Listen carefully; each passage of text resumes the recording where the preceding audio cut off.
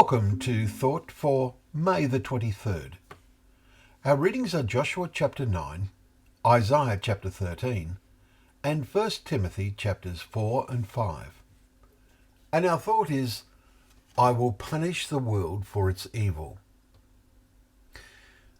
Isaiah chapter 13, today's reading, appears to have a double application. It tells us in verse 1, it is an oracle concerning Babylon. But much of its content is remarkably parallel to the Babylon described in the book of Revelation.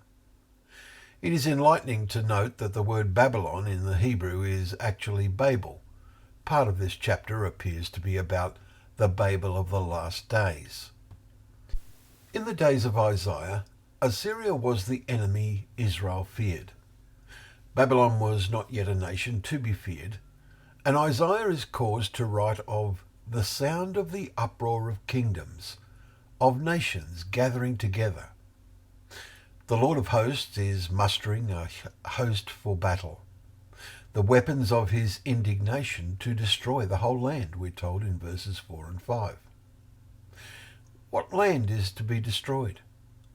The same Hebrew word, eretz, is translated as earth in verse 13. The earth will be shaken out of its place at the wrath of the Lord of hosts in the day of his fierce anger. To our way of thinking, it should be understood as earth in both places. We note the context. Look at verses 9 to 11. Behold, the day of the Lord comes, cruel, with wrath and fierce anger. The sun will be dark at its rising, and the moon will not shed its light. I will punish the world for its evil, and the wicked for their iniquity. This describes a far greater calamity than when Babylon destroyed Jerusalem and brought to an end the kingdom established under David and Solomon. We must seriously consider how it describes the world today, with its worldwide ungodliness, when every way of man is right in his own eyes, as Proverbs 21 verse 2 says, and there is no thought that an all-seeing creator even exists. Are we to expect physical signs? That is, will the sun be dark and the moon will not shed its light? Jesus made some awesome prophecies that there will be great earthquakes and in various places famines and pestilences, and there will be terrors and great signs from heaven. Luke 21 verse 11.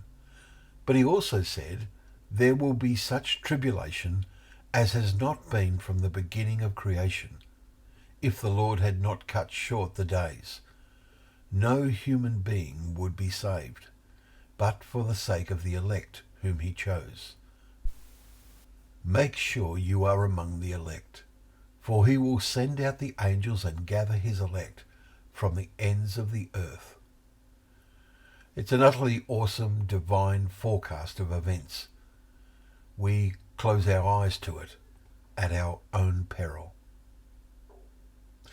Thank you once again for joining us for Thought for the Day, where together we can open up the pages of God's Word, remembering that it is a lamp to our feet and a light to our path.